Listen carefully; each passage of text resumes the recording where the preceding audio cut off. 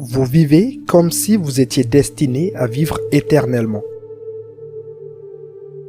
Aucune pensée de votre fragilité n'entre jamais dans votre tête.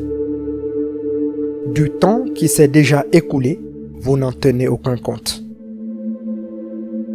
Vous gaspillez le temps comme si vous puisiez dans une réserve pleine et abondante, bien que pendant tout ce temps, ce jour que vous accordez à une personne ou à une chose soit peut-être votre dernier. Nous aurions besoin d'une réflexion quotidienne sur le fait que notre temps est limité dans cette vie. La plupart d'entre nous évitent d'y penser, ou s'énervent, ou sont tristes quand ils y pensent. Mais c'est une contemplation puissante. Aujourd'hui, j'aimerais partager une série de brèves contemplations sur la brièveté de la vie que je trouve précieuse. Nous pouvons ignorer la nature très limitée de cette vie, la considérer comme acquise et nous retrouver à la fin de notre vie avec le regret de ne pas l'avoir utilisée plus judicieusement. Ou nous pouvons nous rendre compte du peu de temps que nous avons ici et décider d'en tirer le meilleur parti. Si j'avais su que la dernière visite de mon père aurait été sa dernière, j'aurais chéri ces jours encore plus. En me souvenant de cela, je peux tirer le meilleur parti des jours qu'il me reste avec les personnes qui me sont chères, y compris moi-même. Nous pourrions nous inquiéter de la nature limitée de nos vies, être tristes ou nous effondrer à ce sujet. Nous le faisons parce que nous pensons qu'il devrait en être autrement. Mais c'est une autre façon de considérer comme acquis ce qui nous a été donné. Au lieu de cela, nous pourrions apprécier pleinement ce cadeau limité. Lorsque quelqu'un vous offre un cadeau d'une valeur incroyable, lui demandez-vous pourquoi il y en a si peu? Ou bien, vous réjouissez-vous de ce qui vous a été donné? Pourrions-nous apprécier chaque jour qui nous est donné comme un cadeau précieux, puissant et joyeux? Souvent, nous utilisons la journée en cours en nous inquiétant ou en rêvant des jours à venir. Et nous passons ainsi à côté du jour qui est là, maintenant, à l'instant présent. C'est comme si vous pensiez au repas à venir alors que vous êtes en train de manger votre repas actuel. Vous ne pouvez pas profiter du repas que vous mangez maintenant. Et si nous pouvions savourer le jour que nous sommes en train de vivre? Ce n'est pas le cas que la vie est courte. C'est une sorte de jugement, car nous en voulons plus. Mais la vie n'est pas non plus illimitée. C'est une ressource limitée, mais nous n'avons pas à nous plaindre de sa brièveté. C'est comme un acteur qui a enfin la chance de monter sur scène et qui passe son temps à se plaindre qu'il n'a droit qu'à une seule scène.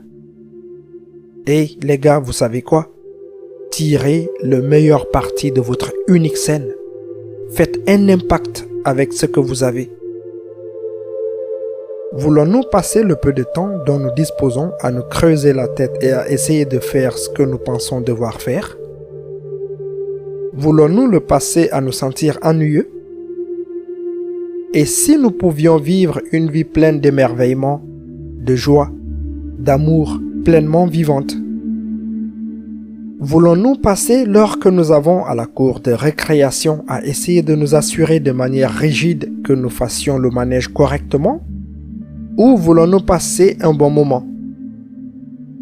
Voulons-nous passer ce temps limité sur Terre à nous inquiéter constamment de nous-mêmes, de bien faire les choses, de ce que les gens pensent de nous, de savoir si nous sommes aimés ou respectés? C'est comme regarder un magnifique coucher de soleil en s'inquiétant de savoir s'il vous éclaire bien pour votre selfie. Et si nous pouvions oublier un peu notre apparence, la façon dont nous nous présentons, si nous sommes bien, et au lieu de cela, aimer pleinement le coucher de soleil à couper le souffle qui se trouve devant nous? Plus encore, que serait-ce d'aimer tout cela, tous les autres êtres, tout cela, y compris nous-mêmes? Lorsque nous rencontrons des difficultés dans notre vie, nous pensons que quelque chose ne va pas, que nous ne devrions pas lutter. Et ces luttes peuvent sembler être quelque chose que nous devons traverser avant de pouvoir enfin commencer à vivre la vie que nous voulons. Et si les luttes faisaient partie du but de ce temps limité que nous avons à vivre? Les luttes sont ce qui nous forme, ce qui provoque la croissance et l'apprentissage, ce qui nous permet de devenir pleinement nous-mêmes. Les luttes ne sont pas une chose que nous devons traverser. Elles sont une grande partie de la chose elle-même. Pourrions-nous considérer cette vie comme un creuset qui nous aide à nous forger, qui nous aide à découvrir qui nous sommes vraiment, et embrasser les luttes comme un lieu magnifique d'apprentissage et d'émerveillement? Nous pourrions nous demander quel est le sens de cette courte vie? Quel est le but de tout cela? C'est presque comme si nous espérions que quelqu'un nous révèle le sens des choses. Voici de quoi il s'agit. Prenez des notes. Nous avons tendance à chercher des réponses à l'extérieur de nous-mêmes. Et si nous étions les créateurs de sens dans notre propre vie? Et s'il n'y avait personne pour nous dire le sens et qu'il n'y avait pas de sens jusqu'à ce que nous le créions nous-mêmes? Il s'agit d'une volonté de prendre l'entière responsabilité de nos vies qui peut toujours être mise en œuvre à tout moment. C'est comme s'asseoir devant une scène vide en attendant et en espérant être diverti par quelque chose de significatif. Sautons sur la scène et créons nous-mêmes la pièce qui a du sens.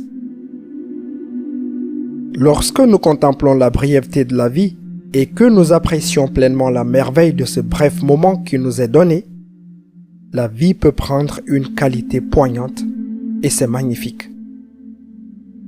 Les Japonais ont un terme, Mono no Awar, qui parle de cette nature impermanente, éphémère de toute chose. C'est si doux, teinté d'une certaine tristesse, car tout ce à quoi nous tenons est beau et éphémère.